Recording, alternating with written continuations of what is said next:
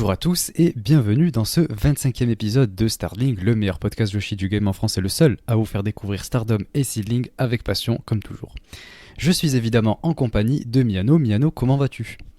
Oui, bonjour à tous, ça va très bien. Oui, heureusement qu'il y aura Seedling d'ailleurs, parce qu'avec le show Stardom qu'on va se taper, fou. Et toi, comment tu vas? Ça va, effectivement, un show Stardom un petit peu décevant, mais bon, ça reste Stardom, on reste toujours positif, et on va y revenir un petit peu après. Dans cet épisode, ouais, on va parler du dernier show Stardom, le dernier pay-per-view Midsummer Champion, et on va parler de Seedling pour le plus grand plaisir de Miano. C'était quoi déjà le Et nom des, du show ? et des auditeurs aussi, c'était Shinjuku Pumping le 28 juin. Ok, donc on y reviendra après et Miano va développer un peu plus sur le show et moi je donnerai mon avis personnel sur chaque match. Et je pense que ça va être intéressant puisqu'on en a parlé un petit peu en dehors de l'enregistrement pendant que je regardais le show et je pense qu'on va avoir certains trucs à échanger. Ouais, tu m'as Euh, dit que ça t'avait plu quand même. ouais, mais bon, il y a certains points que je pense on va pouvoir développer. Et ensuite, comme toujours, je voulais revenir un petit peu dans l'intro sur la manière dont on avance, etc., sur les différents projets du podcast. Cette semaine, bon, pas grand-chose de phénoménal, mais enfin si quand même, on a eu le débat qui est sorti cette semaine. On l'a enregistré le jeudi soir, c'était ça ?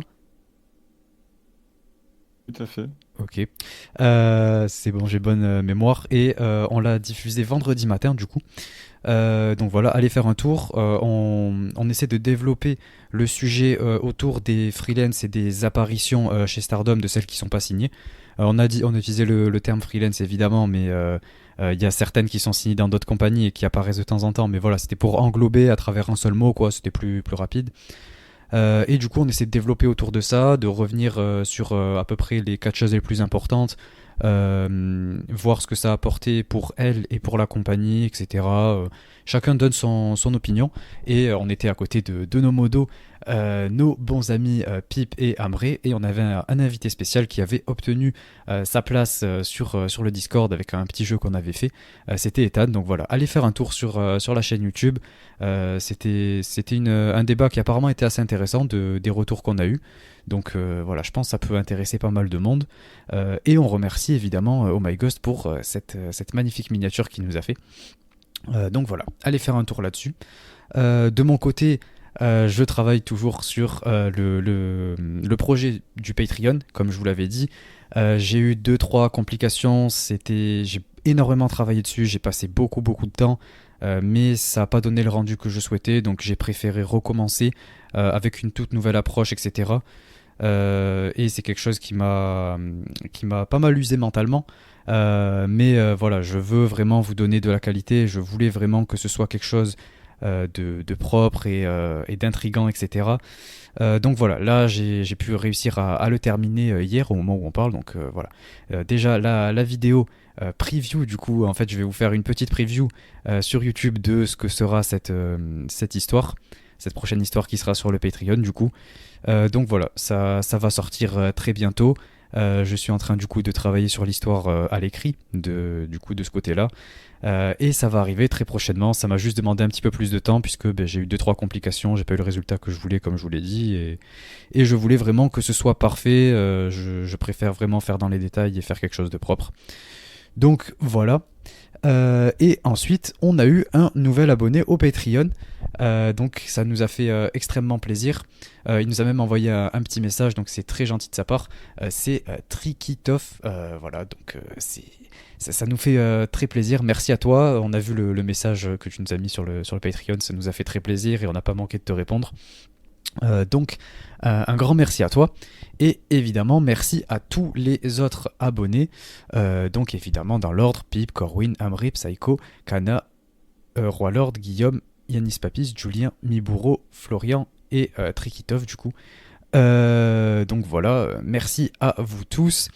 Ça nous fait extrêmement plaisir, c'est grâce à vous que le podcast continue de s'étendre et c'est aussi grâce à vous que qu'on arrive à attirer de nouvelles personnes.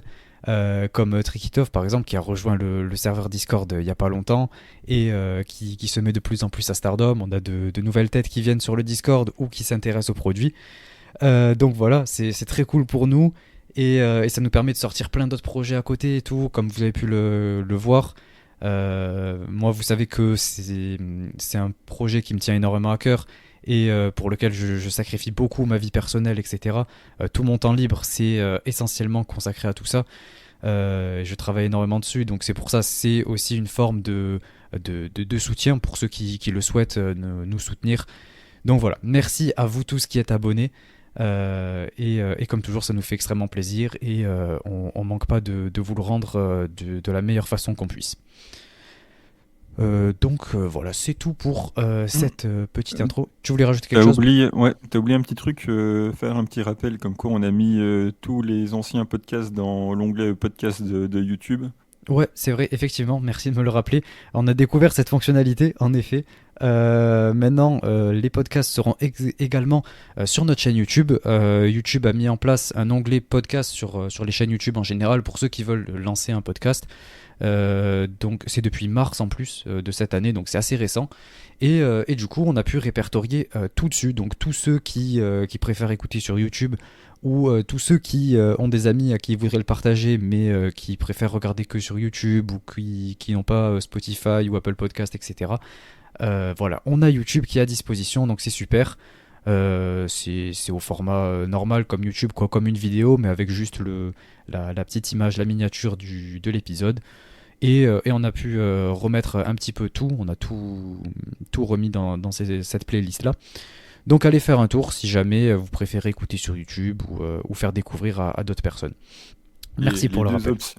Les deux options sont disponibles maintenant, donc ou la méthode traditionnelle ou avec YouTube, peu importe. Voilà, on se modernise petit à petit. Et du coup, voilà, c'est tout. Là, je pense n'avoir rien oublié. On va passer du coup au show Stardom. Comme toujours, on commence avec Stardom, le meilleur dès le début, bien évidemment.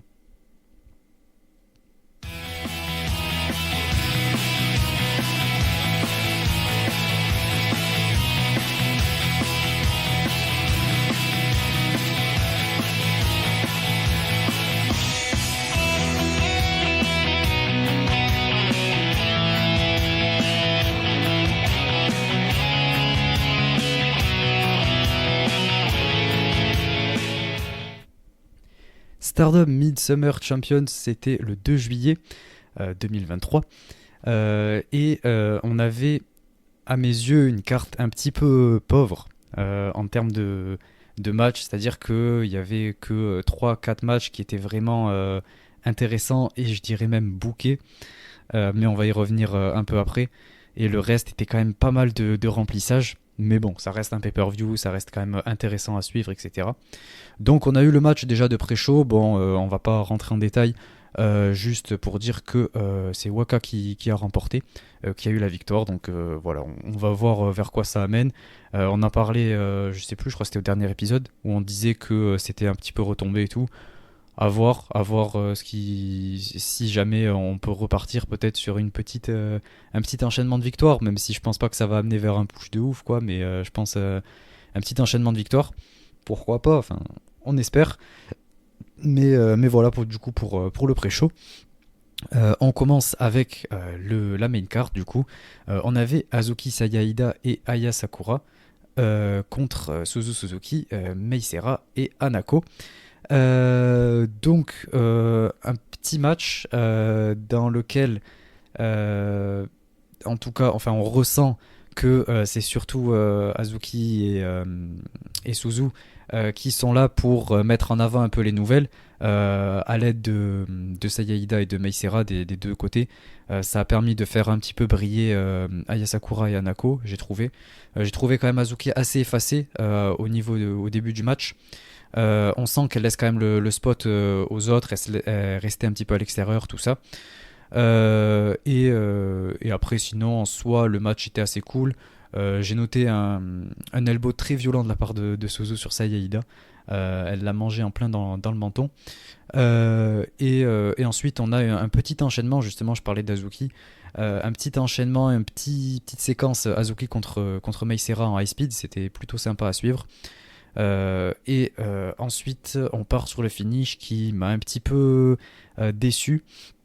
En fait, il y a Anako qui part en soumission sur Aya Sakura, mais il y a ce fameux truc que je comprends pas trop et que j'aime pas trop dans le catch. C'est quand une catcheuse porte une soumission, mais que ça dure trop longtemps, qu'elle finit par lâcher. J'ai pas compris pourquoi elle a fait ça. Peut-être c'était un truc par rapport à la fatigue, etc. Mais bon, c'est un truc dont je suis pas fan. Et ensuite, ça amène par la suite, juste après, le spot juste après qui donne la victoire à Anako. Pareil, là j'ai pas trop compris pourquoi donner la victoire à Anako. Je trouve que ça lui fait quand même une grosse victoire, alors que pour l'instant elle a pas spécialement besoin d'une victoire aussi importante, toute proportion gardée, mais par rapport à son niveau, je trouve que c'était pas spécialement nécessaire. Mais voilà, c'est Anako qui remporte le match. Qu'est-ce que tu en as pensé, Mian? Ouais, moi je trouve que c'était nécessaire que ça soit Nako qui gagne. S'ils auraient encore fait gagner Suzu en opener, j'aurais déjà eu envie de rage quit, je pense. Bon, Donc il y je a suis bien Sakura. content qu'il. Ouais, mais le problème c'est que je pense que Rossi il a compris que Aya Sakura était beaucoup plus populaire que Hanako. Que Aya pour l'instant n'a pas besoin de prendre des victoires, donc du coup il a fait gagner Hanako. Enfin d'ailleurs ça se voit quand tu regardes. Enfin après voilà ça reste Twitter ou ce genre de truc, mais quand Aya Sakura a déjà plus du double de suiveurs que Hanako. Tu te dis que c'est pas mal de mettre Hanako en avant, d'essayer de lui donner un petit peu de crédit pour ouais, la légitimité, la légitimiser un petit peu plus. Donc voilà, je suis content que ça soit pas Meisera ou Suzuki qui a gagné. On est en opener, c'est pas un gros match, elles ont pas besoin de gagner en opener. Donc voilà, en opener, faire gagner une rookie, je trouve ça plutôt bien. Les échanges entre Mei et Azuki étaient cool. Les high kicks de Aya sur Hanako qui fait plus du mètre 80, c'était sympa aussi. Et ouais, bon, après, voilà, j'aurais préféré que Aya Sakura elle gagne, hein, c'est, voilà, parce que je l'aime bien, mais je comprends pourquoi c'est Hanako qui gagne, et je suis bien content qu'ils aient fait ce choix-là. Et petite précision d'ailleurs, vu que j'appelle souvent Meisera par son ancien nom, je remarque quand même que toutes celles qui ont quitté Marvelous ont changé de nom, c'était Mikoto Shindo avec Kohaku, Mei Shizuki avec Meisera. Donc ouais, peut-être que c'est un truc en lien avec Marvelous, je sais pas, mais ouais, c'était juste pour la petite anecdote. Ouais, bon, Takumi Hiro, elle avait gardé le même nom. Oui, Et, mais elle est encore chez Marvelous, Takumi. et Kohaku, elle est pas chez Stardom en soi. Non, mais les Shiwave, elle est partie de Marvelous. Ah, C'est genre tu dis toutes celles qui Les sont filles parties de les filles Marvelous. qui quittent Marvelous ont changé de nom, en fait. Ok, À part Rin, mais bon, Rin, enfin voilà quoi, il ne catch plus vraiment.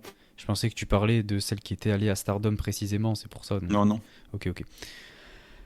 Ok, bon, ben on passe au match suivant. On avait Mayu Iwatani, Anan et pardon Koguma et Momokogo contre Utami, Sayaka Mitani, Azumi et Lady C. Donc, personnellement, pour ce match, rien trouvé de vraiment spécial. C'est un 8-woman tag, quoi, donc un petit peu classique. C'est pas le genre de match que j'aime beaucoup, même dans les shows de construction. Donc voilà, je suis pas très fan des matchs tag en général, et plus il y a de monde et moins je suis intéressé en général. Mais bon, après ça va, ça fait quand même le taf, surtout vu les noms qu'il y a dedans. Il y a Sayaka Mitani que j'ai senti quand même plutôt au centre de ce match. Mais heureusement quand même il y avait Mayu qui venait un petit peu sauver tout ça, parce que justement Sayaka Mitani au centre du match, on sait à quoi s'attendre du coup dans le match, quoi. C'était plutôt ennuyeux. Mais voilà, Mayu venait pour sauver un peu les meubles, et Sayaka Mitani a remporté le match en faisant le pin sur Momokogo. Voilà, j'ai rien de plus à dire. Pour le coup, je suis pas spécialement d'accord avec toi. Je trouve que Saya, elle était plutôt intéressante, puisqu'on a un bas de carte, donc du coup, ça me va très bien. Elle a fait des beaux spin kicks. Le Star Crusher sur Momokogo, il est propre. D'ailleurs, excellente perf de Momokogo, il faut quand même le souligner. Ouais, c'est vrai. Je trouve que c'était bah, la meilleure du match, c'est celle qui a pris quasiment tous les spots, c'est elle qui était le plus mise en avant dans les échanges. Bon, du coup, celle qui les encaissait, c'est logique, mais Il a quand même sorti un très très beau neckbreaker, donc non, très très bonne perf de Momokogo. Après, le match, j'ai pas grand chose à en dire. Ce qui m'ennuie surtout, c'est la fin de match, quoi. C'est la promo de fin. Ouais, ouais, effectivement. À la fin du match, on a Utami qui prend un micro et elle nous dit que après le match en cage, j'ai de nouveau ressenti l'émerveillement de Queen's Quest dans mon cœur, mais je reste avec un profond sentiment d'inadéquation en tant que leader. C'est pourquoi j'ai besoin de temps. J'aimerais prendre ce temps pour réfléchir sur moi-même. Et par la même occasion, j'aimerais vous laisser Queen's Quest entre vos mains.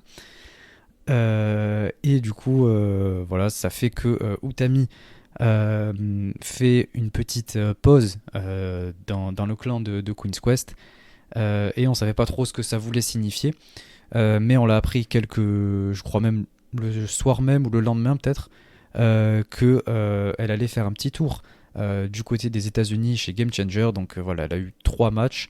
Et du coup, ça lui a permis d'aller faire un petit tour aux US. Et Miano, je vais te laisser développer parce que je sais que c'est une décision que t'as pas du tout aimée. Non, en fait, pour moi, ça a pas de sens qu'elle remette en cause son rôle de leader. Je veux bien se rendre compte qu'elle en est arrivée à un point où elle a dû sauver la maison et pour ne pas que Queen Quest s'écroule. Je comprends qu'elle vient de dire qu'elle a besoin de réfléchir et de faire un break. Alors déjà, clairement, lié à son booking aux États-Unis, parce qu'on va pas me faire croire que si elle n'y allait pas, elle aurait pris 2 semaines de pause. On va pas non plus me faire croire que 2 semaines c'est suffisant pour réfléchir à son rôle de leader. Donc voilà, il va revenir au 5 star, certainement faire un très très gros 5 star. Mais déjà dans un premier temps, je trouve que bah, ça a pas de sens parce que je suis persuadé que si elle n'y allait pas, on n'aurait jamais eu cette histoire-là.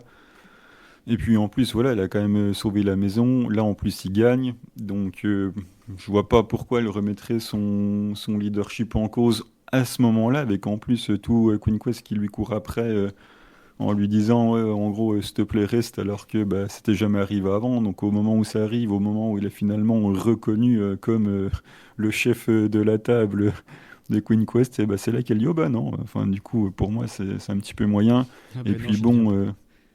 ah bah non. Et puis bon qu'on va me dire quoi que son excursion de 2 semaines aux États-Unis elle va revenir en nouvelle leaduse, limite c'est la Yoshirai de Queen Quest, faut pas déconner quoi, elle va faire quoi? Un match contre une gamine qui est certes un prodige, mais il n'empêche qu'elle n'a que 18 ans. Et le deuxième match que j'ai vu, c'était dans une salle des fêtes où il y a des ballons de baudruche qui sont accrochés, où Oh. quand tu prends appui sur la deuxième corde, t'as limite les pieds qui touchent le ring, quoi, c'est dire l'état du bazar. Donc si c'est en catchant dans ce genre d'endroit que tu reviens en étant une leaduse transformée, bon, voilà quoi.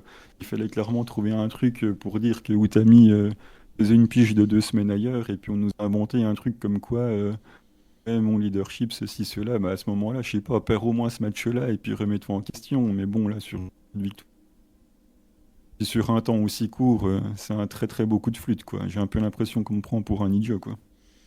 Moi, je te rejoins juste du côté par rapport à la décision du fait que c'est Queen's Quest qui ait gagné et qu'au final, le pay-per-view d'après, elle remette en question et qu'elle s'en aille parce que du coup, ben, en fait, ouais, ça remet en cause tout le booking du match d'avant, du match en cage qui a été booké exprès pour ça.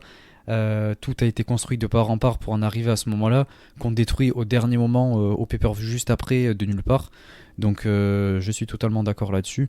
Par contre, là où je suis pas d'accord, c'est que je trouve que ça va lui faire une bonne expérience et je suis même content de l'avoir chez Game Changer. Personnellement, c'est quelque chose que je veux voir plus des catcheuses de Stardom qui aillent dans des promotions indie. Je parle pas de promotions mainstream comme AEW ou ouais, enfin, de toute façon, c'est surtout AEW que je sous-entends, ou New Japan, même si New Japan c'est plus complexe, mais j'entends surtout la Forbidden Door. Mais en gros, ouais, tout ce qui est AEW, ça me plaît beaucoup moins, mais Indie, je trouve que ça permet de s'exporter et de se rapprocher des fans un petit peu internationaux, d'avoir une nouvelle expérience. Et je trouve que ça apporte aussi de la lumière sur le Joshi indirectement, puisque ça fait que des personnes vont s'y intéresser, mais de par elles-mêmes, parce que quand c'est un produit comme AEW, c'est plus les fans le sentiraient plus comme quelque chose qu'ils sont obligés de regarder, alors que quand c'est Game Changer, Euh, les gens, en général, ils sont plus intéressés pour aller voir ce match-là spécifiquement, ou alors ils seront un peu moins contre et ils sont plus euh, connaisseurs, on va dire, de cette ouverture d'esprit en termes de différence de catch, etc., surtout du côté japonais. Donc c'est pour ça que je trouve que c'est une bonne chose et j'aimerais qu'on ait d'autres catcheuses qui fassent ça, comme pourquoi pas une Syuri, un truc comme ça chez Game Changer. Je trouve que c'est une bonne idée. Comme Mais par après, exemple, on a vu chez Yves, pardon, je finissais juste ça. Comme avec Yves, par exemple, ce qu'on avait vu là en 2019, c'était quelque chose de super et c'est quelque chose que j'aimerais revoir. j'ai pas dit que j'étais contre, j'ai dit que j'étais contre la manière dont on me l'a expliqué. À la limite, j'aurais préféré, tu vois, moi, c'est un peu fantasy booking, toi, c'est un peu pour en rajouter et sortir une petite connerie, mais à la limite, j'aurais préféré que Miwa Masaki, elle prenne le micro, elle la remercie et qu'elle dit oh, merci d'avoir sauvé Queen Quest, va représenter Queen Quest aux États-Unis, amène le drapeau, fais-nous briller à l'international pendant 2 semaines et puis reviens plus forte que jamais. Qu'on me l'explique autrement que là, j'ai limite l'impression qu'on m'a mis une douille, quoi. C'est Hmm. plus l'explication de Stardom qui me dérange que le fait qu'elle part 2 semaines, surtout que sur les 2 semaines où elle part, elle va pas louper grand-chose. Quand elle fait ça, elle n'a même pas commencé. Elle va louper des choses, pas très grave, mais qu'on me l'explique d'une manière, on va dire, différente, quoi. Parce que là, bon. Oui, oui, mais ça, on se rejoint là-dessus, de toute façon, hein, c'est ce que je disais au début. Ouais. Donc voilà pour cette partie, pour ce match-là. On passe au match d'après où on avait Julia, Maika, Tekla et Mai Sakurai qui affrontaient Natsuko Tora, Momo Watanabe, Ruaka et Rina.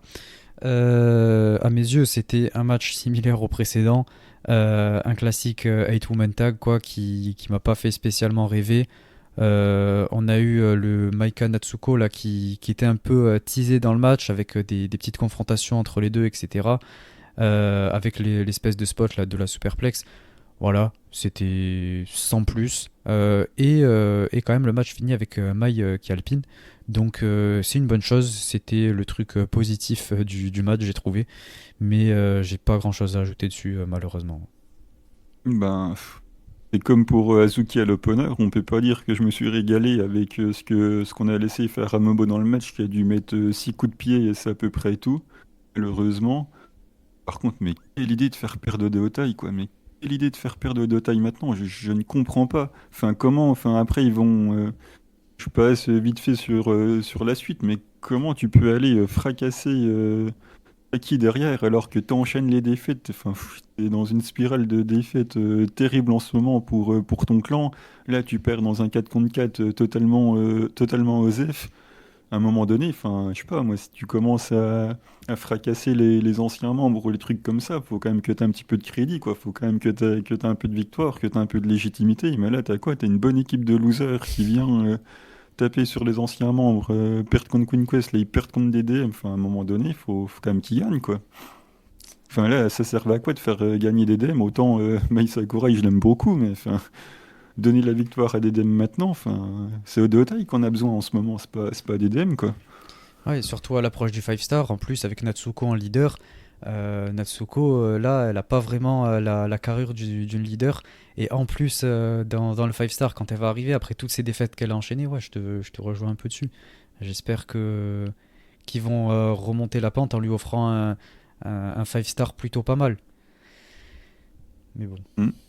on va voir. Ça, j'en doute. Si c'est comme d'habitude et qu'ils s'amusent à la faire disqualifier ou je sais pas quoi, ce sera toujours moins pire qu'elle prenne le pin, mais bon. Ouais. On passe au match d'après, un match extrêmement bon. On avait un Passion Injection match, c'était Nanae Takahashi contre Starlight Kid. Et je vais te laisser commencer, Miano, puisque de toute façon, je pense que on va se rejoindre sur beaucoup de points. Ben oui, le match de la légende. Enfin, pour moi, c'est le meilleur match du show, de manière de ce que j'en ai réellement pensé. C'est pas parce qu'il y a la légende dedans. Et voilà, on a un très très bon 1 contre 1. Je vais pas faire du play-by-play, mais j'ai trouvé ça vraiment très intéressant. D'autant plus que Starlight Kid a ressorti sa fameuse Kitchen Bomb. On n'avait pas vu depuis qu'elle avait fait son heel turn. Donc voilà, cette sorte de Canadian Destroyer là. Et je me dis, oh, tiens, elle l'a fait, du coup, bah, c'est pour que Nané la contre et passe son B-Driver. C'est ce qui s'est passé. Et du coup, je me suis dit, bah, bon, bah voilà, elle va s'arrêter vu qu'elle ne l'a fait plus. C'est un peu comme quand Risa Nakajima, elle tease le moonsault alors que voilà, elle le fait plus, on sait qu'elle va pas le passer. Et ben là, je me suis dit, bah, ça va être pareil avec la Kinchan Bomb. Et non, elle est quand même passé. Du coup, je me suis dit, oh, bah, c'est vachement cool. La fin, ça accélère beaucoup. Le finish de Nane, il est contré. Après, ça kick-out de la Tiger. Enfin, il y a Nane qui contre le moonsault. Elle fait un gros move. Le finish dans la foulée. Ouais, c'était vraiment un super match. Et puis, on a toute l'histoire aussi avec Momoe Nakanashi derrière qui est super cool quand même. On rappelle que Momoe et Nanae, elles ont été championnes tag à la JW. Elles ont été en équipe de 98 jusqu'à la fin de carrière de Momoe en 2005. Donc voilà, c'est quand même une équipe très établie.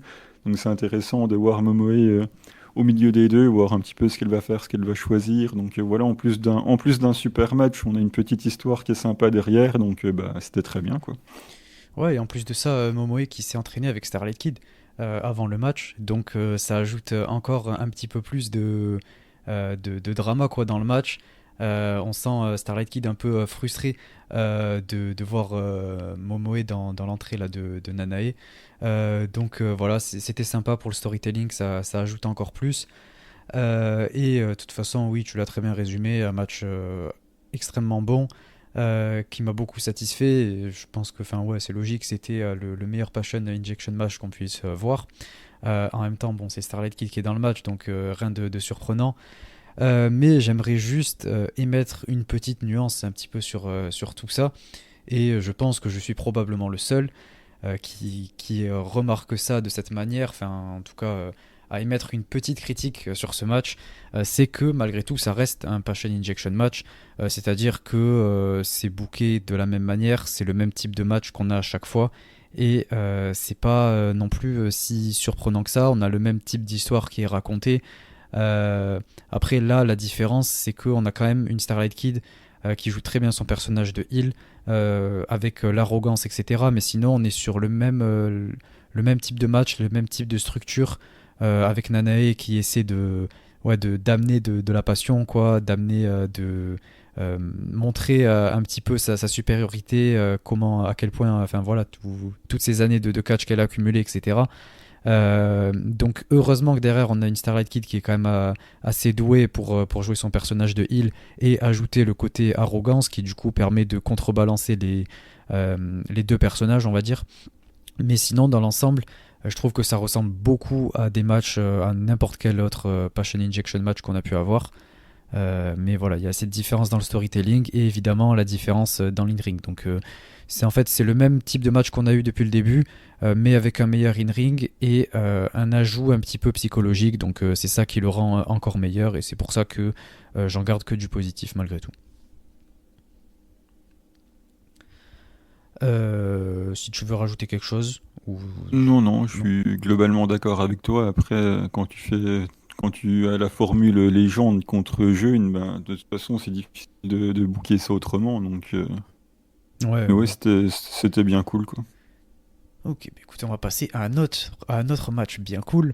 On avait les titres Goddess qui étaient défendus. On avait Mina Shirakawa et Mariame qui défendaient contre Syuri et Amisure. Donc ça déjà, c'est un match qui sort un petit peu de nulle part. Puisque Étonnant. venant de Stardom, j'ai envie de dire. Puisque déjà, en fait, ça devait être un six-woman tag. Déjà, je me souviens, j'avais regardé, c'était quoi? C'était 2-3 semaines avant le pay-per-view. Ça devait être un six-woman tag, mais en plus, dans le six-woman tag, ils avaient mis juste Mina et Maria contre Syuri et Amisure. Et j'en avais parlé dans un autre serveur Discord. J'avais dit, je sais pas quoi, ils ont dû faire une erreur, un truc comme ça. Parce qu'elles sont que 4 dans le match, du coup, c'est pas un six-woman tag. Et quelques jours après, à peine, on nous annonce que c'est un match pour les titres Goddess, donc voilà, je l'ai appris comme ça du jour au lendemain.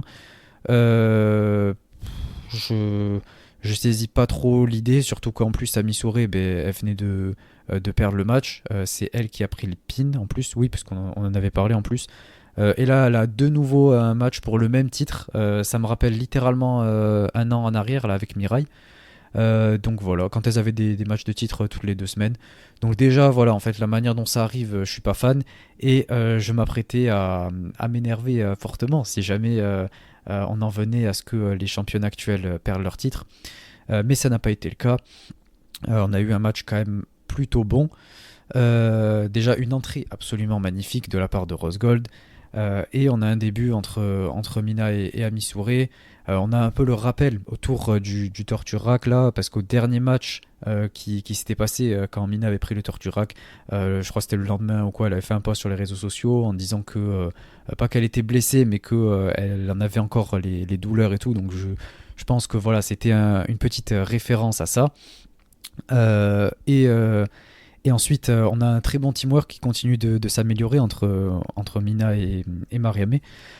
Suri qui allait mettre son espèce de descente de la cuisse là sur Mina, mais Maria elle la sauve, elle la décale et elle tape son espèce de ciseau de tête là depuis la troisième.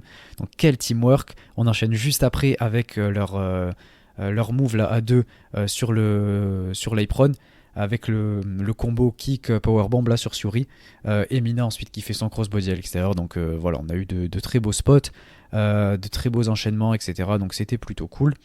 Ensuite, on a aussi un espèce de nouveau move, je dirais, entre les deux, parce qu'il me semblait pas l'avoir vu. Quand on a Maria qui tient Shuri, et Mina qui lui met un espèce de facebuster là depuis la troisième, c'est plutôt cool, c'est sympa, c'est un beau move. Et ça s'améliore. Et après ça, on a Mina qui passe son Glamorous Driver, pardon. Mais Ami vient pour sauver le pin. Du coup, qu'est-ce que fait Mina? Elle enchaîne avec son magnifique Glamorous Collection Mina qu'on n'avait pas vu depuis très longtemps, donc ça me fait extrêmement plaisir de le revoir. Et c'est ce qui permet de lui arracher la victoire. Donc elle arrive à pin Suri, c'est magnifique pour conserver ses titres. Donc je trouve ça super, je trouve ça vachement intéressant puisque du coup ça permet de pas trop enterrer Amisure. Bien que je l'aime pas, elle a quand même pris le pin au dernier match pour le titre, donc il fallait trouver une manière de faire conserver les championnes. Et je trouve que c'était une super idée, surtout après tout ce temps sans qu'on ait vu Mina utiliser ce move. Donc je suis très satisfait de ce match et de cette décision surtout. Ouais, si Yuri qui perd, c'est quand même étonnant. Après, heureusement qu'elle était dans le match, ça m'a donné un peu d'intérêt. Malgré tout, Mariamé a quand même fait une très très bonne perf dans le match, hein. Pas de problème à le dire. Comme de par hasard, elle était complètement focus sur ce qui passait dans le ring et elle nous a pas fait ces trucs-là, donc automatiquement ça apporte un peu plus de qualité. Là, quand c'est un match pour le titre, elle a viré tous ces trucs de comédie que je trouve absolument insupportables et du coup, sa performance dans le ring. Et quand même que Suri a pas fait grand-chose dans le match, c'était pas loin d'être la meilleure des quatre du coup dans le work rate qu'on leur a laissé proposer. Donc comme quoi, quand elle a envie et qu'on lui demande de catcher, elle est capable de le faire. Donc j'aimerais bien qu'on lui laisse faire ça un petit peu plus souvent. Ah, elle a un Et personnage là, à jouer quand même. oui, oui, bah d'ailleurs, elle l'a joué à la promo de fin, donc ça me fait presque regretter instantanément tout le bien que je viens de dire de son match. Mais ouais, la promo de fin, c'était insupportable. Nina qui est dans l'exagération absolue dans absolument tout ce qu'elle propose, que ce soit sur le ring ou dans les promos. Donc ça, bah, je ne peux toujours pas et je pense que je ne pourrai jamais. Bon, je préfère retenir la bonne perf de Mariamé dans le match. Voilà, ça arrivera pas souvent, je pense que je dise du bien d'elle. Donc voilà, elle a fait un très bon match, des bons moves du créé de Mariamé. Donc c'était au moins positif. Ouais, et en plus pendant sa promo, elle s'est faite couper par la musique. L'ingénieur du son là qui a mis son theme song beaucoup trop tôt alors qu'elle n'a pas fini sa phrase, ce que je trouve absolument honteux. Euh, de quoi? Merci l'ingénieur. Non, non, non, non. On laisse les championnes faire leur promo quand même. Elles ont droit à un petit temps de parole après un match comme ça. Une victoire telle, ah, il faut bien qu'elles puissent avoir le droit à la parole. Ils l'ont suffisamment. Bah tiens, d'ailleurs, ils ont qu'à remettre les promos avant-match. Backstage. Comme ça, Ah, bah oui, elle aurait pu nous expliquer qu'elle avait encore mal au dos plutôt que qu'on aille voir ça sur Twitter. Et comme s'il avait que ça à faire de trier entre les 150 photos qu'elle met sur Twitter et les deux trucs qui parlent de catch, quoi. non, elle a même pas Autre chose à 150. faire un peu autre chose à faire de mes journées, quoi. Non, en plus, elle tease très bien les storylines sur son Twitter. Donc, je vous invite à aller faire un tour sur son Twitter. On passe au match suivant. On avait le titre High Speed qui était défendu par Saki Kashima contre Fuki Gendes. Donc déjà j'ai senti personnellement, je sais pas si t'es d'accord avec moi, mais je l'ai senti un peu différente physiquement à Saki Kashima. Peut-être je sais pas si c'était le maquillage ou un truc comme ça, mais c'était moins son personnage de haut et de taille en termes de look. Pas trouvé que le look a changé, mais par contre son acting il est incroyable. Son entrée, elle arrive, elle est triste. Enfin, il arrive à incarner la tristesse, c'est incroyable. La pauvre, elle était perdue, elle était pas, tu sentais qu'il était pas bien. Enfin, son acting, il était vraiment génial. Ouais, elle joue très bien. On l'avait vu dans le Cinderella en plus, hein, avec Suri et tout. Elle m'avait beaucoup impressionné. Et elle m'avait fait l'apprécier un petit peu parce que de base, j'étais quelqu'un qui vraiment, j'étais loin d'être un de ses plus grands fans. On était même à l'inverse. Évidemment, toute proportion gardée. Je voulais pas utiliser le mot hater parce que bon, j'en suis pas non plus à ce point-là, mais voilà, c'était quelqu'un que j'aimais très très peu. Et depuis le Cinderella, voilà, elle me dérange pas, on va dire. Et on a eu une petite histoire autour du Kishi Kaisei. On a Fukigen qui le tente, et après il y a Saki qui le tente aussi, mais il y a Oedo Tai qui arrête le compte de l'arbitre. Il me semble même que c'était Ruaka qui lui tire la jambe. Et ensuite on a un coup de boîte, la boîte qui est là sur Saki. Donc c'est malheureux, mais Saki prend un coup de boîte, ça se retourne contre elle, le fait d'être partie et d'avoir perdu honteusement euh, pour son équipe. Donc elle prend un coup de boîte qui je trouve est mérité. Mais après elle arrive à passer son Kishi Kaisei pour le compte de 3. Donc voilà, on a un match qui tourne pas mal autour de ça. Pardon, c'était un match assez court d'ailleurs. Mais c'était assez fun et on a quand même pas mal de storytelling autour de tout ça entre le Kishi Kaisei, Oedo Tai qui se retourne sur elle, etc. Donc le match en lui-même était pas mal et du coup Miano, qu'est-ce que tu penses juste du match pour l'instant? On viendra à la suite après. Ce que je pense du match, c'est que Odeota, il passe encore une fois pour des immenses guignols, c'est-à-dire que la boîte n'a pas suffi, arrêter le compte de l'arbitre n'a pas suffi, tricher n'a pas suffi, elles sont à 4 contre 1, ça n'a pas suffi. Donc voilà, du très très grand Odeota, hein, Odeota depuis, je vais même pas dire depuis quelle année, tellement ça dure. Et voilà, après, voilà, je suis bien évidemment hyper content pour Saki qui réussit à passer le Swapapapan. De toute façon, elle avait dit qu'elle allait essayer de raccourcir justement un petit peu les matchs high speed. Et son finish est parfait pour ça, donc ça durait à peu près 3-4 minutes. Donc voilà, c'était à quoi il fallait s'attendre. Donc voilà, je suis vraiment content qu'elle a réussi à résister à tout ça. Et voilà, c'est comme d'hab pour Odotai, quoi. Enfin, j'ai qu'une envie, c'est que Momo, elle quitte le clan et que voilà, parce que bon, enfin, tous les shows ils passent pour des guignols. Donc je veux bien que ça soit un petit peu aussi pour la comédie, mais à un moment donné, voilà quoi. Ouais, ouais, non, mais ça c'est sûr que depuis quelque temps. Après, est-ce que ce serait pas surtout leur côté. Euh, En gros, peut-être que Stardom essaie de nous montrer ça d'une manière que les méchants sont en train de perdre petit à petit et ils sont affaiblis, quoi. Mais c'est d'un côté beaucoup trop exagéré qui les décrédibilise et je suis d'accord là-dessus. Donc ouais, j'espère que le 5 star va les aider à remonter la pente. De toute façon, ils en ont connu beaucoup des downfalls comme ça, donc je pense qu'ils vont quand même remonter petit à petit. Il y a eu des moments pires pour Oedo Tai, on se rappelle de 2020-2021, c'était très très dur. Et après, ils étaient repartis en étant probablement le meilleur clan quand Starlight Kid a tourné Heal, évidemment, parce que bon, c'est celle qui a relevé tout le charisme du clan. Mais ouais, donc on va voir ce que ça va donner. Peut-être qu'ils auront un nouveau membre, peut-être qu'il y en a une qui va partir, on sait pas. Mais j'espère en tout cas que le 5 star va bien les aider, surtout pour Natsuko Tora. Ouais, ce qui est bon, que t'as quand même Natsuko Tora, Momo, Starlight Kid, enfin, l'autre clan dans la Fed peut proposer autant de qualité, bah, il y en a pas. Pour autant, ben, celles qui Bon, sont bookées il y a Club Vénus. comme des ânes. Soyons un peu sérieux quand même. C'est qui la Bref, numéro 3 de Club Vénus d'ailleurs, hein, pour rigoler un peu. Waka. Voilà, tout est dit. On peut Non, passer du coup à ce qui se passait à la en même fin. temps, on n'a plus personne chez Club Vénus, hein. Bah, bon, C'est dur. tu m'étonnes qu'elles renouvellent pas leur visa quand tu vois ce qu'on leur demande de faire, quoi. Mais non, Limite, elles vont regarde. même plus descendre de l'avion, quoi.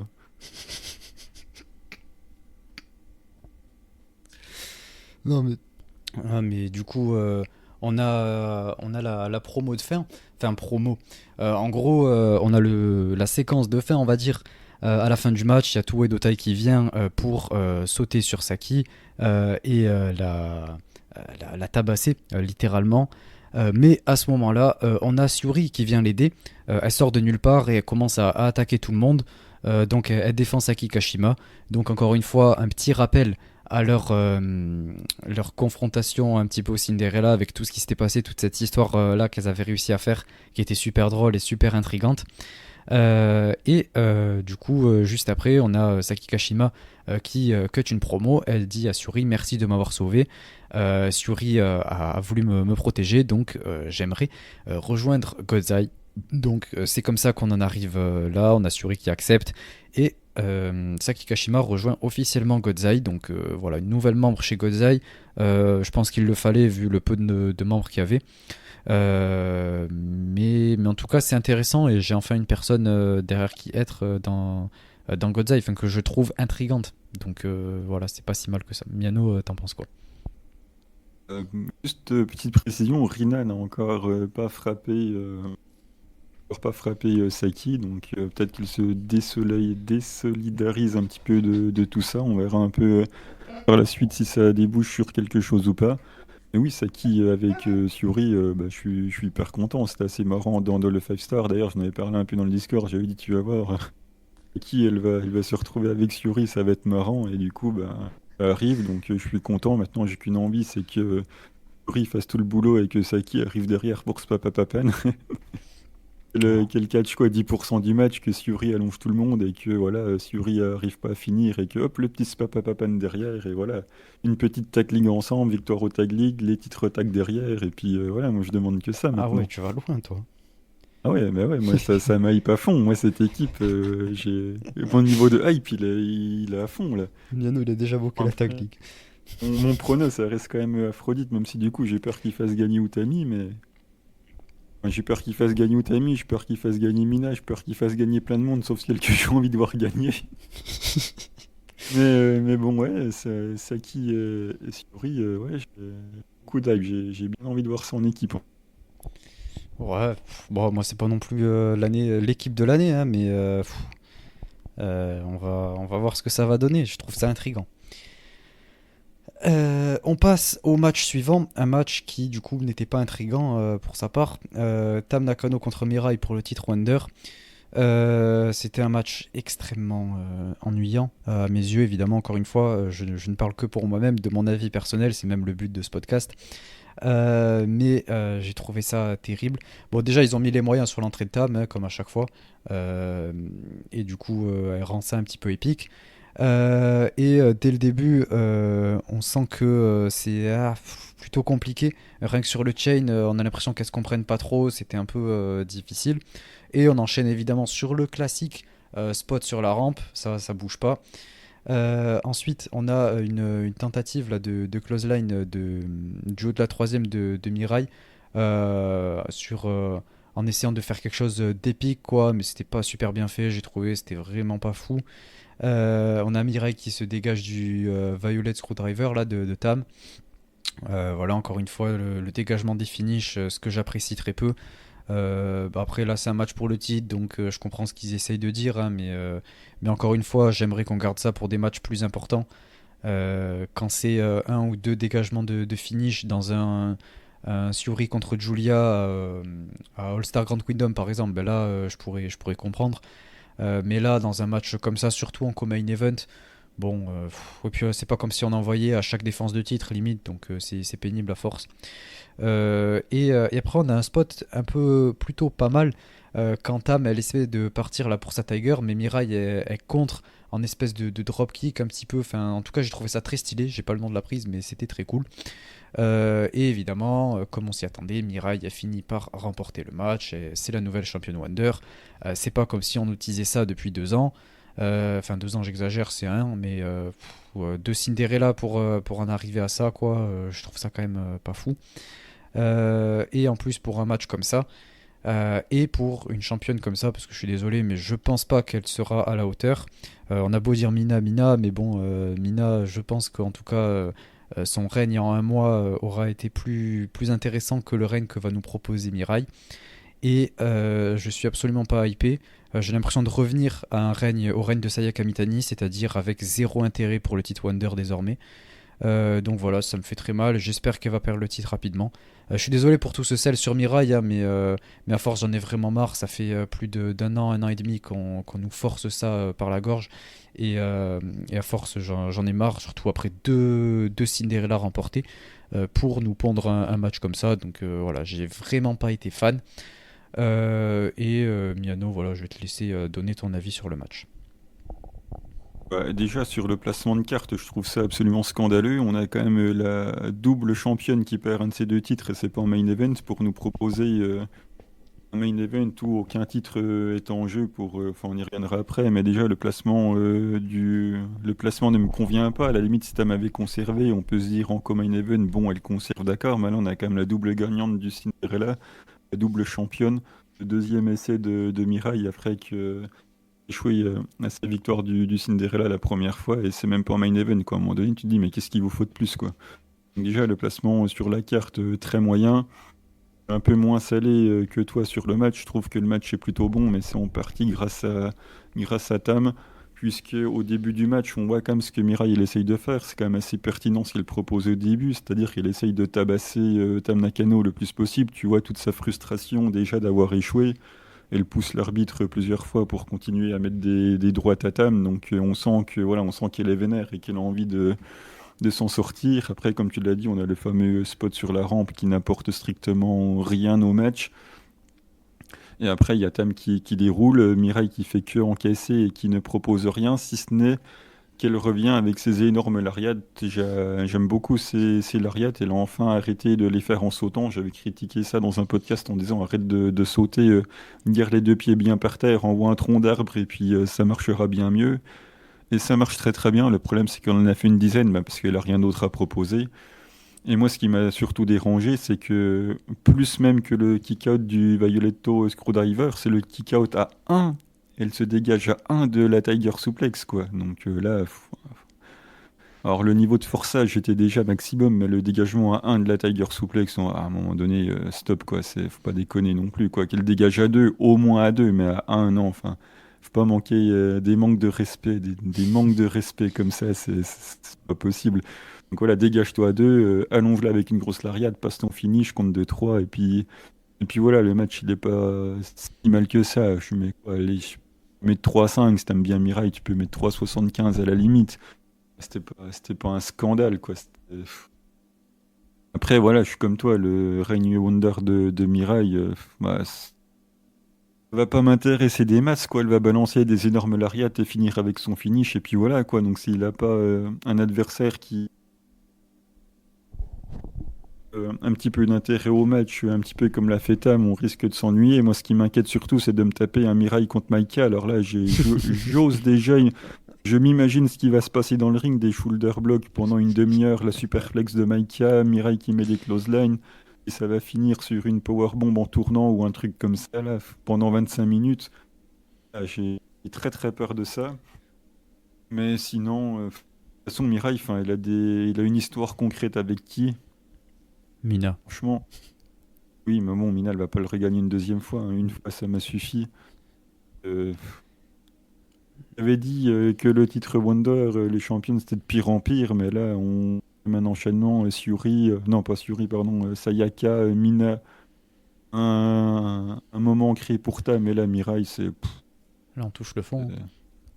on était déjà dans le top 3 des pires championnes, bah là, je pense qu'elle vient compléter le trio de tête, hein. Bon, après, le règne n'a pas commencé. Le règne n'a pas commencé, donc on va attendre, mais pour le moment, il n'y a absolument rien de construit, c'est le titre des émotions. Et Mirai dégage des émotions dans un ring. Personnellement, je n'en vois pas.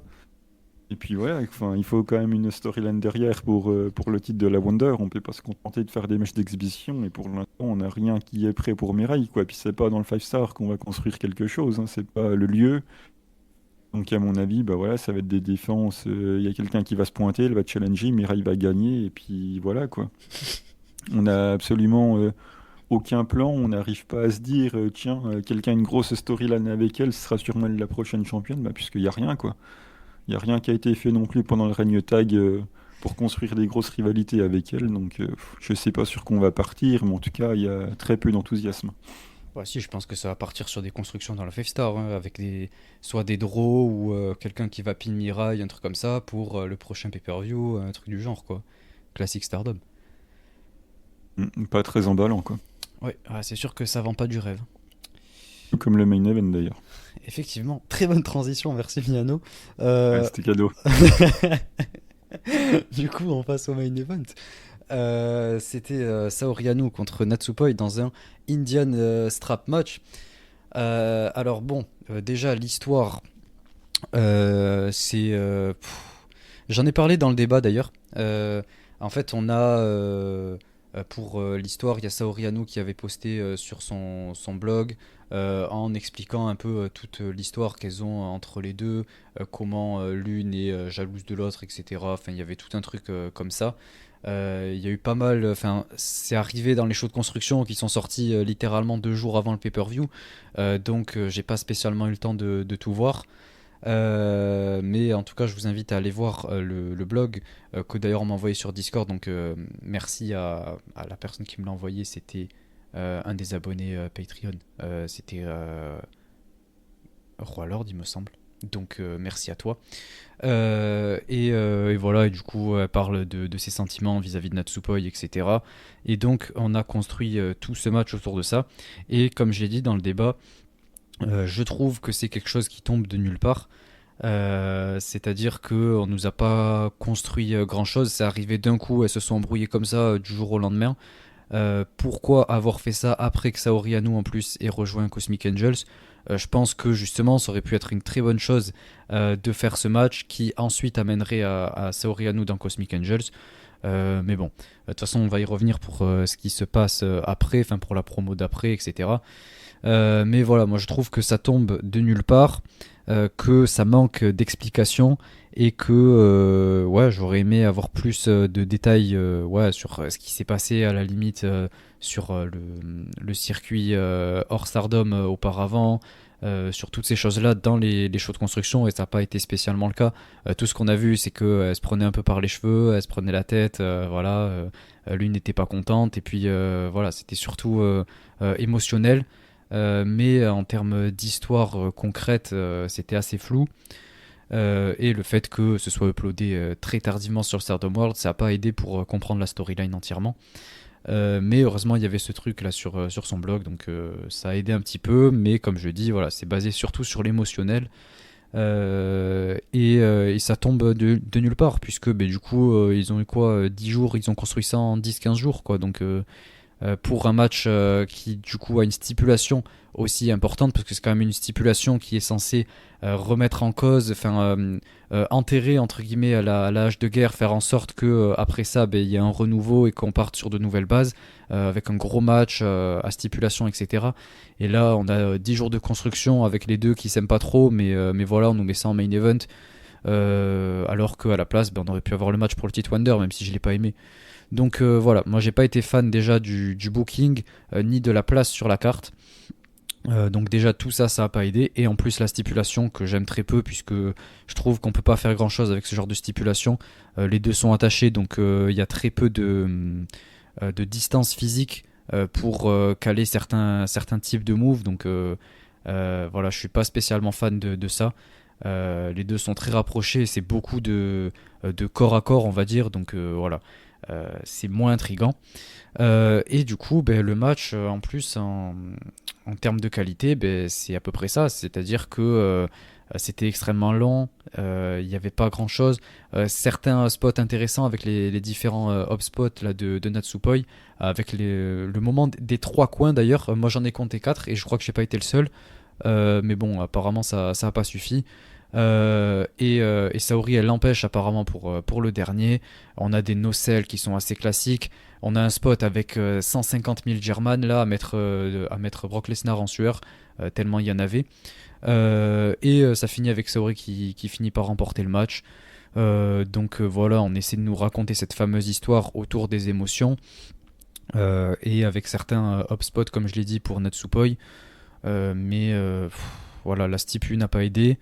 Et je trouve que en termes de booking du match déjà il n'y avait pas assez pour qu'on puisse nous raconter une histoire vraiment intrigante dans le ring et voilà, et en plus avec la stipulation, donc je trouve que c'était un match qui n'était pas de la qualité d'un main event et j'aurais préféré le voir en co-main event plutôt, un truc comme ça, surtout pour laisser la place pour un match pour le titre.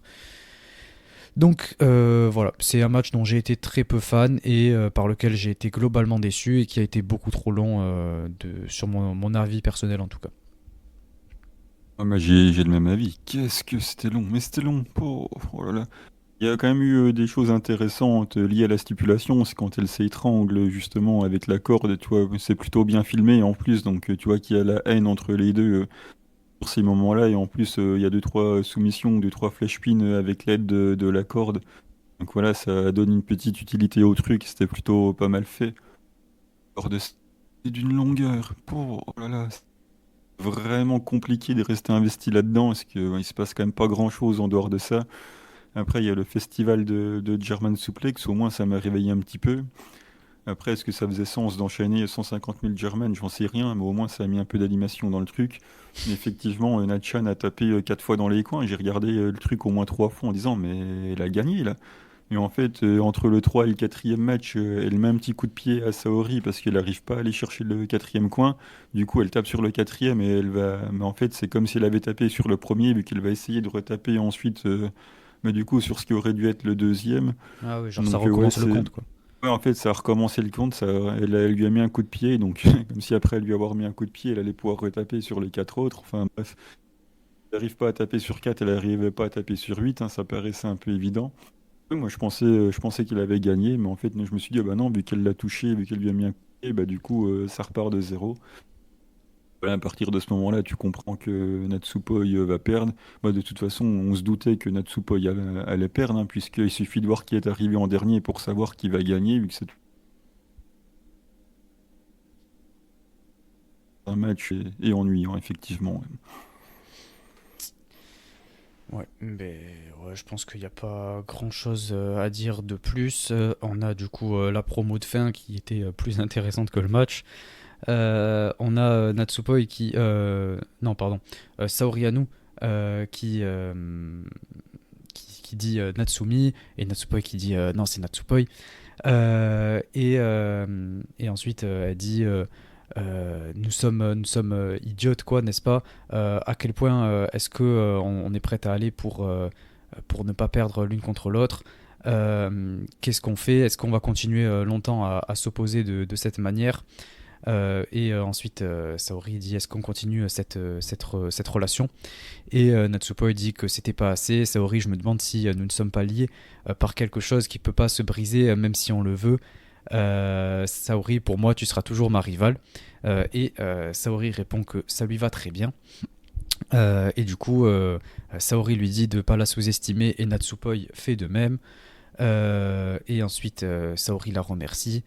Il y a le petit truc avec Natsupoi, Natsumi, encore une fois, qui est assez fun, voilà. Et ensuite, il y a Tam qui lui demande si elle va continuer de rester dans Cosmic Angels à Saori. Et Saori dit que Cosmic Angels va continuer d'être la meilleure et de briller. Donc, elle va rester pour la faire briller Cosmic Angels encore plus. Donc, Saori Anou reste dans Cosmic Angels. Et voilà, quelle était. Ça remet, ça me permet de rebondir sur ce que je disais au début. Je vois pas trop l'intérêt de ce match, puisque du coup Saori elle arrive, elle rejoint Cosmic Angels, elle s'embrouille avec Natsupoi, elles font un match de cet Akabi-là, pour au final que Saori en plus reste, donc je vois pas l'intérêt. Je pense que ça aurait pu être plus pertinent d'avoir Saori sans clan qui affronte Natsupoi, et du coup ça finit sur ce match-là, et ensuite elle rejoint Cosmic Angels. Mais bon, voilà, j'ai pas été fan de tout le booking autour de ça, et même je trouve que le match était inutile. Surtout dans la construction. Donc voilà, c'est un truc dont j'ai été très peu fan et j'espère qu'on n'aura plus de ce type de booking là. Ouais, ouais, je le trouve un peu sévère. Ouais, c'est le fameux booking du je t'aime moi non plus. On se fait un match, puis à la fin, on reste quand même ensemble.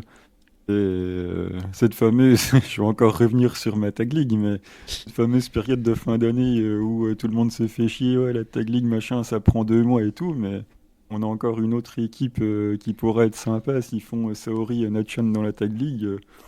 Va bientôt m'hyper plus que le 5 Stars. Ouais, mais bon, Tam elle va se Quand- retrouver avec qui? Yunamon? Tam, bah oui, de toute façon, Tam, elle en aura pas besoin. Enfin, j'ose espérer qu'elle sera encore championne Wonder. C'était comme quand Julia elle l'avait fait avec Champion World, je Tekla, veux et dire. puis que, ouais, championne World, pardon, elle sera encore championne World. Elle sera entre le 5 Star et le fameux show de fin d'année où absolument, quasiment jamais personne ne perd. Les fameuses défenses de transition qui servent à rien, si ce n'est faire des pay-per-view où on se doute des résultats. Et ouais, du coup, ça va faire comme avec Julia quand elle l'avait fait, je crois que c'était avec Tekla, voilà, elle avait rien fait de la Tag League, je pense que Tam va rien faire de la Tag League non plus. Donc elle va faire ça, ouais, avec Yunamen, pourquoi pas. S'ils font un fun, donc là, s'ils font les équipes que j'ai envie de voir à la Tag League, j'avoue que limite ça va plus m'hyper que le 5 star, quoi. Ouais, ouais, pas moi, hein. Moi, je suis plus hypé quand même pour le 5 star. On a des beaux noms, on a des beaux blocs. Donc on va voir ce que ça va donner, on va vous en parler plus en détail du 5 star. Voilà, on va y revenir petit à petit, on ne sait pas exactement pour l'instant comment on va organiser tout ça. On verra petit à petit, on fera, de toute façon vous allez bien voir, même nous on va voir, on va découvrir. Mais je pense qu'il y aura pas mal de choses à dire sur tout ça. Ouais, Euh, préparez-vous. ouais, préparez-vous Parce que parce que le Momo Mirai au D1, je vais pas le louper, celui-là. sa défaite non plus à un moment tu vas pas la louper à mon avis. Non. Mais du coup, c'est tout pour la partie Stardom. Je pense qu'on peut enchaîner sur la partie Seedling. C'est parti.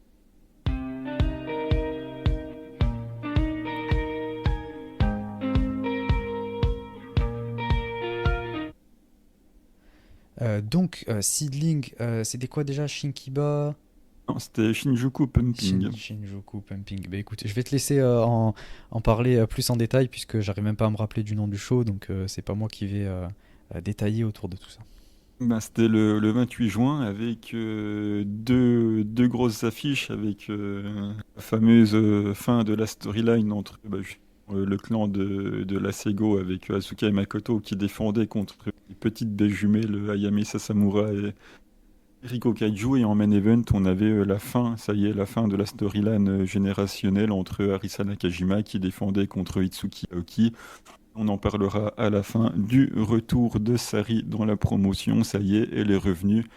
Donc voilà, beaucoup de choses à parler, mais on va quand même prendre les matchs dans l'ordre. On va passer assez rapidement sur les trois premiers pour passer un petit peu plus de temps sur les deux derniers et sur Sari. Donc on a commencé avec un Yu contre Kakeru Sekiguchi. Donc voilà, deuxième match en simple pour Kakeru. Ça ressemble fortement à un trial série là.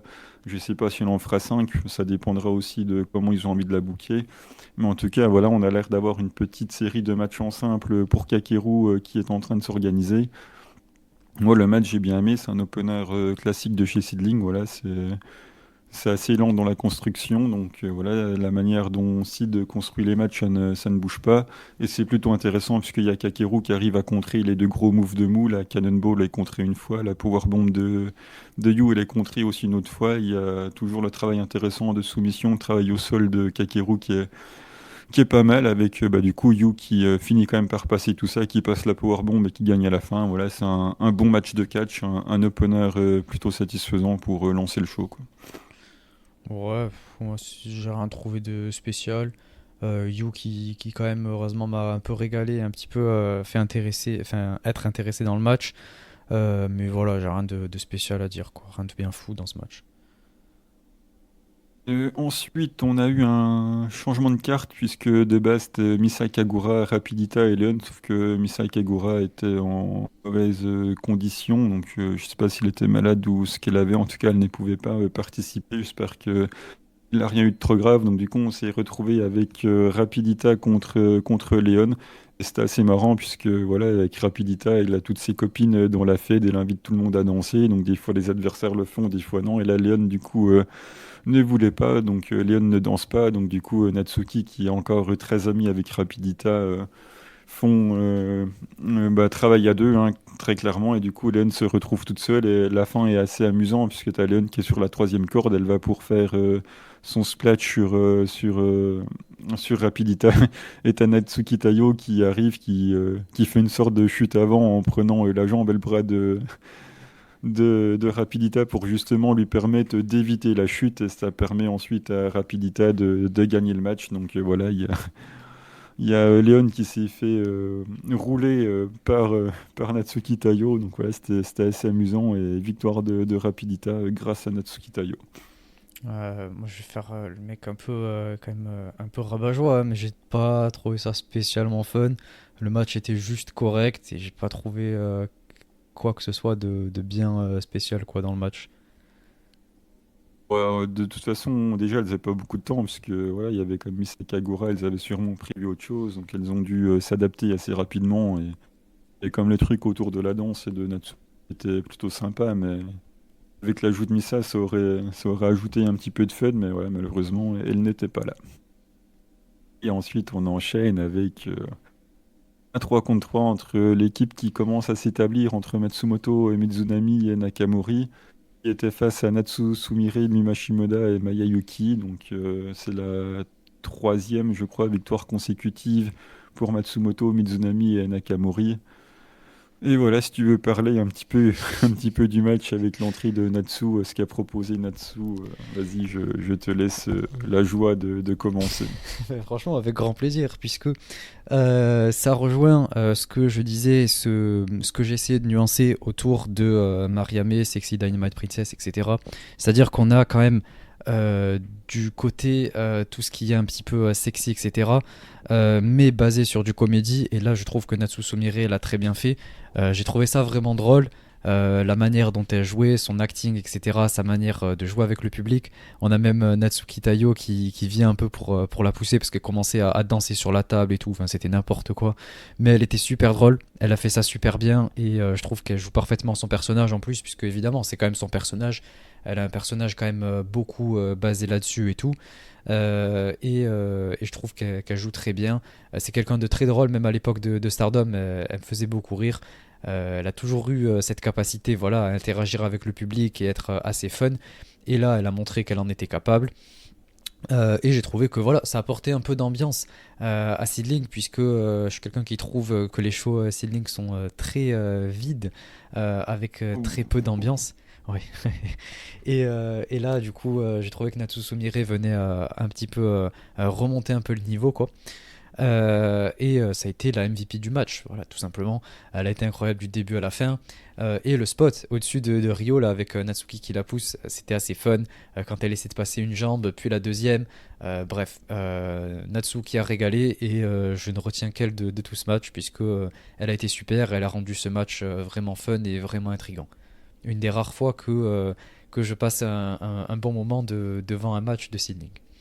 Ah, quelle exagération.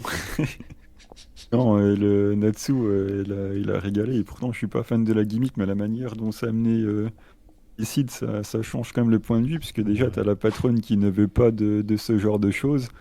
Du coup, c'est assez marrant de voir que la boss essaie par tous les moyens de protéger le ring de tous ses agissements. En plus, Natsu, il en a fait des caisses, elle vient avec la bouteille d'alcool, elle danse sur la table. Il y a même une fan dans le public qui met de l'argent dans sa tenue. Bon, ça, je pense que c'était scripté à la base. Et c'était marrant. Donc voilà, tu as vraiment tout qui est mis là-dessus. Et puis voilà, en dehors du fait que elle rende le truc fun, elle fait quand même, si en dehors de son personnage, le work rate qu'elle propose dans le match, les bumps qu'elle a pris pendant le match, c'était quand même assez impressionnant. En dehors de l'aspect on amuse la galerie avec ce personnage, c'était quand même une très, très bonne performance in-ring. Et en plus, tu as Mima Shimoda qui faisait équipe avec Natsu et Maya, qui, en tant que légende, ne voulait pas non plus de ses agissements. Donc c'était assez marrant. Déjà, rien qu'à l'entrée, elles font la petite photo à trois, et après, tu vois Natsu qui commence à danser et à faire ses dingueries. Et là, tu vois Mima Shimoda qui lui dit, en gros, c'est bon, arrête tes conneries, et qui la pousse. Et t'as Natsu qui lui dit, excuse-moi, pardon. Et du coup, qui essaye de respecter un petit peu la légende Kemi Mashimoda. Donc du coup, voilà, il y avait ça qui était aussi un petit peu amusant. Donc ouais, j'étais content de revoir Mimashimoda, et en plus qu'elle essaye de calmer un petit peu Natsu Sumire qui faisait équipe avec elle, c'était sympathique. Elle prend le tombé à la fin, elle prend la powerbomb de Matsumoto, donc voilà, c'était vraiment cool, c'était très sympa. Ouais, moi je suis certain que t'as trouvé ça drôle juste parce que c'était chez Seedling. Si on nous mettait ça chez Stardom, t'en aurais fait des caisses et t'aurais commencé à déverser tout ton sel comme tu le fais Attends, habituellement. si t'as Rossi Ogawa qui essaye d'empêcher de danser Mariamé, alors là, tu vas voir, je vais être très content. Je vais lui dire, merci Rossi, ça y est, enfin le patron essaye d'apporter un petit peu de raison à sa promotion, C'est pas lui plutôt qui que de va faire danser. ça. Euh, Rossi, il est plutôt là à dire vas-y, continue, on va faire des photobooks, alors que chez Seedling, c'est bon, on arrête les conneries, quoi. Tu vois, c'est tout de suite parce que Rossi, la on a vu là différence entre les deux promos, quoi. sur Twitter, j'ai vu un truc passer là. Apparemment, il a des trucs avec les photobooks ou les gravures, je sais plus quoi, de Siori dans son appart, quoi. Donc, je pense pas que c'est le genre de personne qui va arrêter. Vous, Euh, vous- vous pourrez aller comparer vos collections. Comment, comment ça? Par contre, alors, non, Miano, on ne fait pas de fausses accusations comme ça. Évidemment, ça me fait rire toutes ces choses-là et tout, mais je n'ai pas de telles choses. Je suis pas Rossi Ogawa, j'ai pas des choses comme ça chez moi. Et je ne collectionnerai pas de telles choses. J'apprécie sur le coup quand c'est assez drôle et tout, et je me suis expliqué plus d'une fois. Et de toute façon, vous savez comment j'exagère sur certains traits, évidemment. Mais je veux pas qu'on m'assimile à des choses, à une image mauvaise, une image dont Rossi pourrait jouir, par exemple. Donc voilà, je tiens à faire ce disclaimer extrêmement important, puisque j'en rigole et tout. Je joue un petit peu le personnage en forçant les traits, mais je ne veux pas qu'on m'associe à de telles choses. Bien évidemment, ce n'est pas vrai, hein, c'était juste l'occasion de faire une petite pique amicale.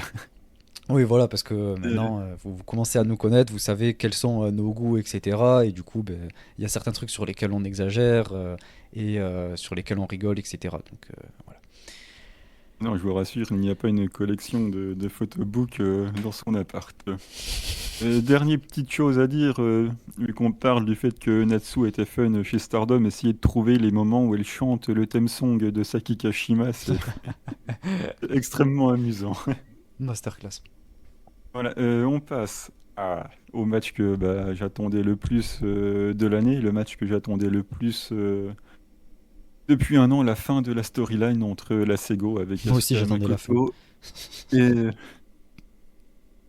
entre Asuka Makoto, les championnes, et Ayame Sasamura et Riko Kaju qui sont dans le même clan. Ça y est, c'est la fin de la storyline.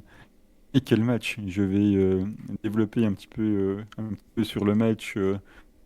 Avec, voilà, on a toujours le fameux spot à l'extérieur avec Asuka et Makoto qui rendent les Twin Berries en difficulté. Elles n'y échappent pas, elles n'arrivent toujours pas à trouver la solution entre Asuka et Makoto à l'extérieur. Et on a aussi, nous, un fameux spot sur la rampe. Et oui, c'est pas que réservé à Stardom. Sauf que le nôtre, on a Asuka qui fait un Star Crusher. Voilà, je sais pas comment ça s'appelle officiellement, je sais plus le nom de la prise, mais en gros, c'est le Star Crusher de Seiya Kamitani.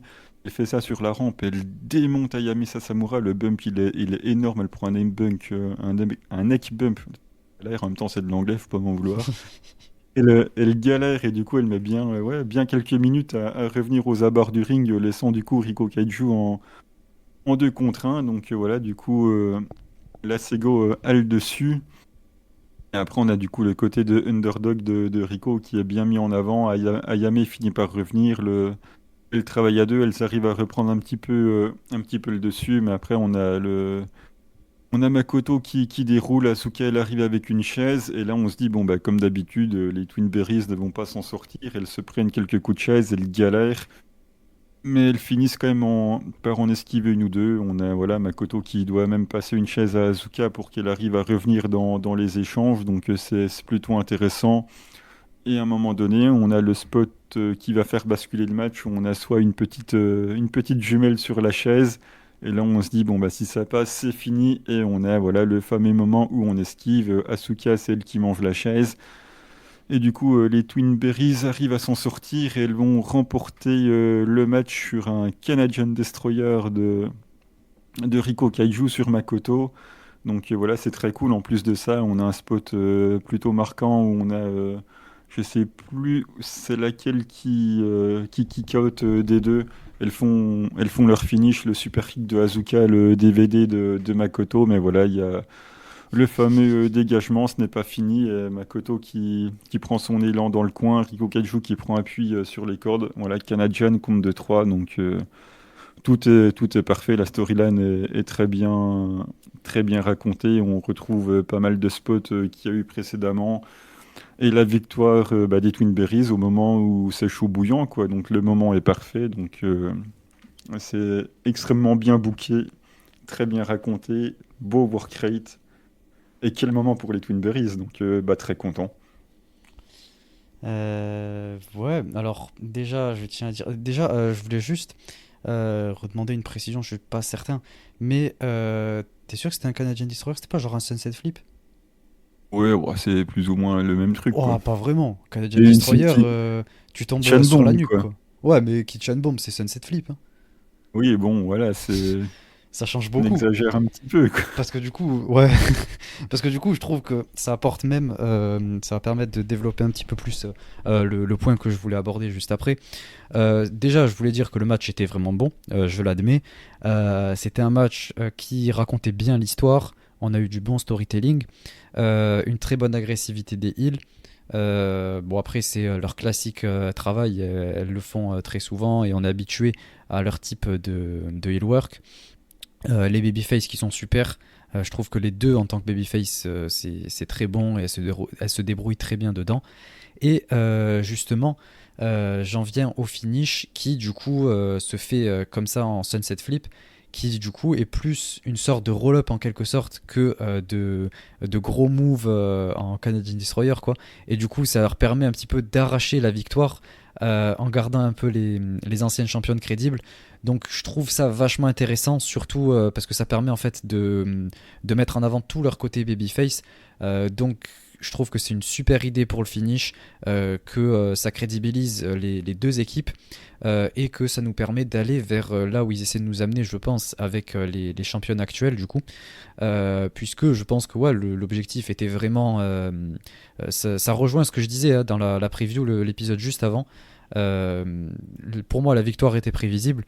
Et ça permet de les faire tourner, je dirais, genre officiellement en tant que babyface, puisqu'elles étaient encore dans le clan des fraises là.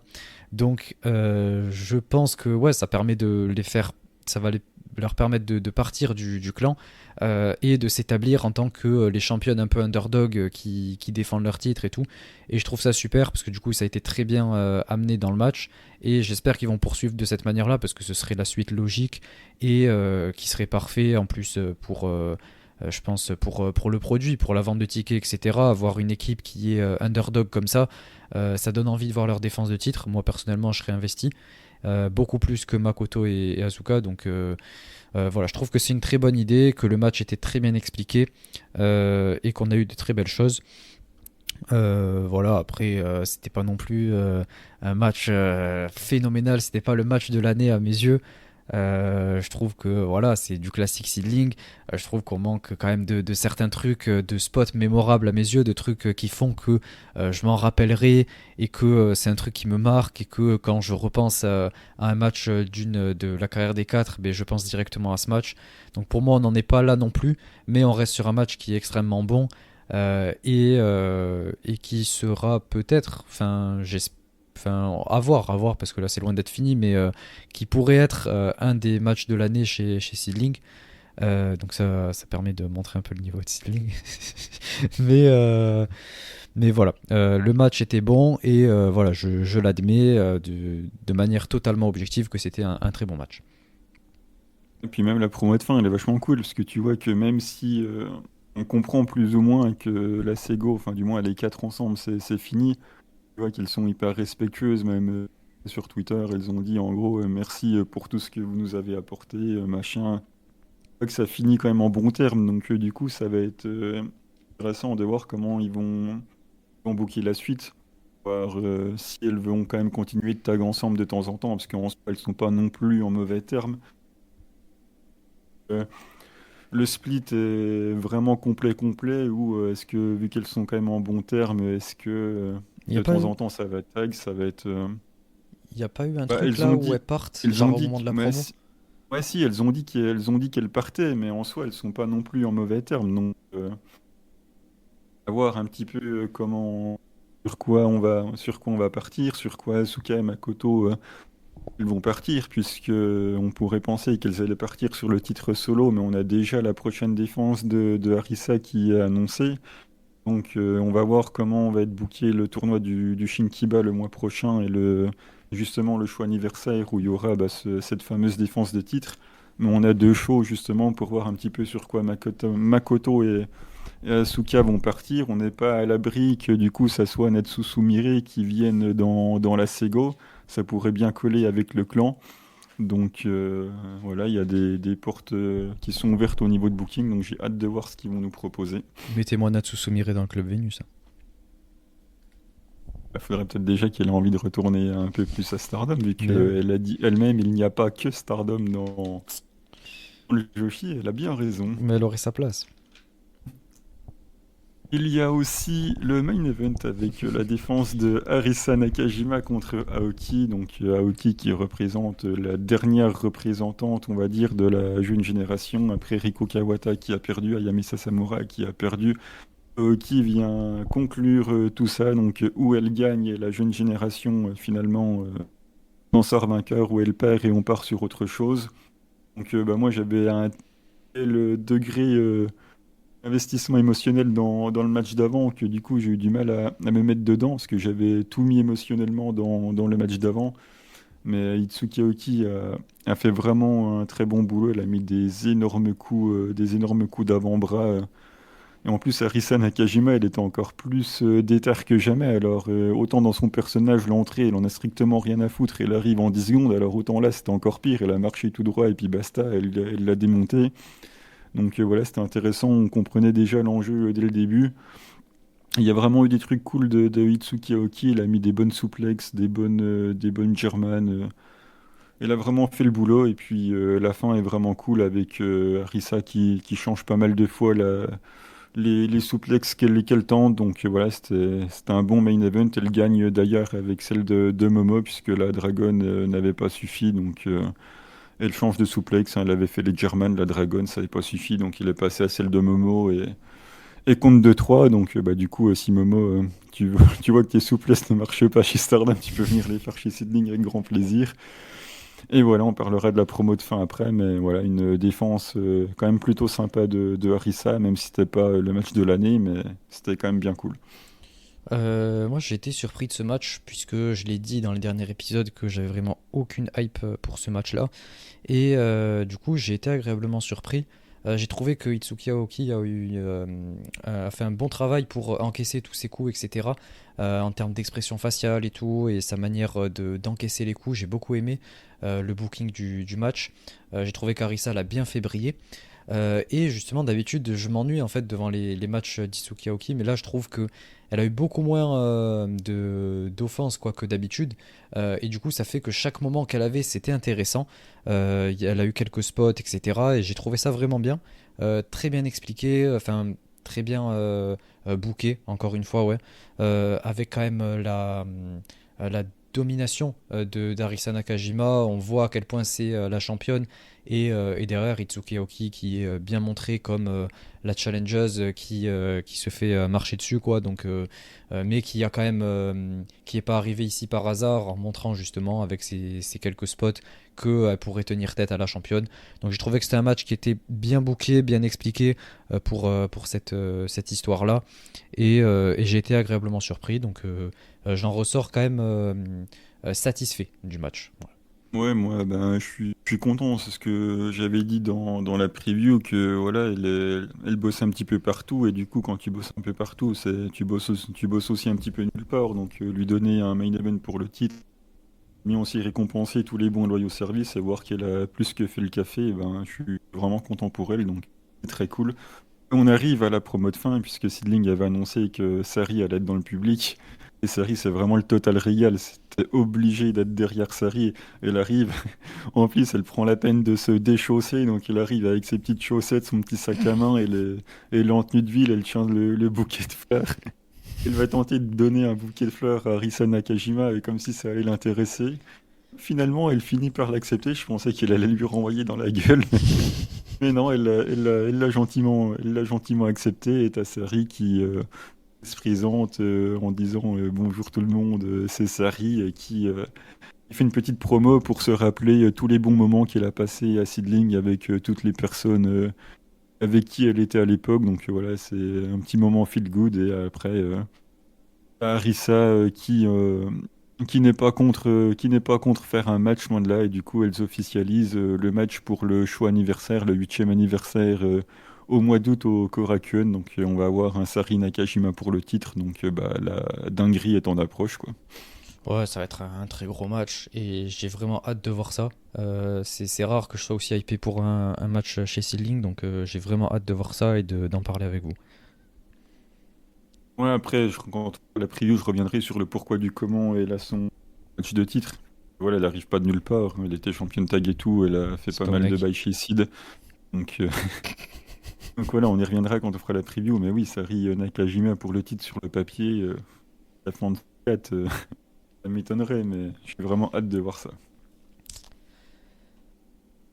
Ouais, je Ok, pense ok. je vais passer sur la suite. Ok, bah écoute, c'est tout pour la partie Seedling. On passe tout de suite à la partie recommandation de match spécial 5 star. C'est parti.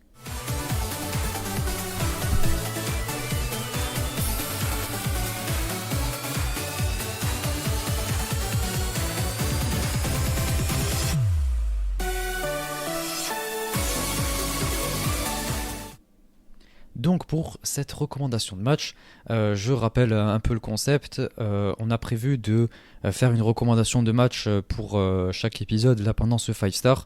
C'est l'occasion pour.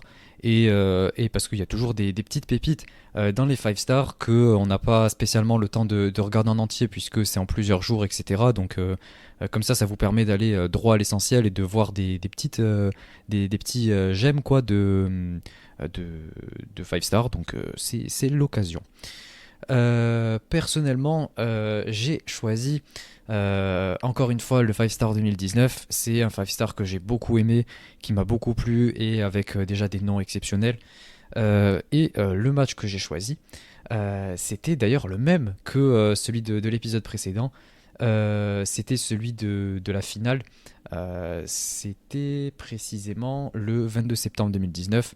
C'était Hazuki contre Ana Kimura. Un match vraiment bon qui permet ensuite à la gagnante, du coup j'ai pas envie de vous spoil, donc, mais à la gagnante d'aller en finale, puisqu'elles avaient quasiment le même nombre de points dans le bloc rouge. Donc voilà, je vous invite à aller voir ce match. C'est un match vraiment bon qui, à mes yeux, bien en avant, pardon, le l'in-ring d'Ana Kimura, puisque je sais pas si j'en ai parlé plusieurs fois sur le podcast, mais je trouve qu'Ana Kimura était quelqu'un avec beaucoup de charisme, plus que d'in-ring. C'est-à-dire que c'était pas non plus la meilleure catcheuse in-ring, mais elle avait ce truc vraiment charismatique qui donnait envie de la regarder. Et là, justement, en fait, à travers ce match, elle a pu montrer ce qu'elle valait dans un ring de catch et à quel point elle était douée. Voilà, c'est un match vraiment bon.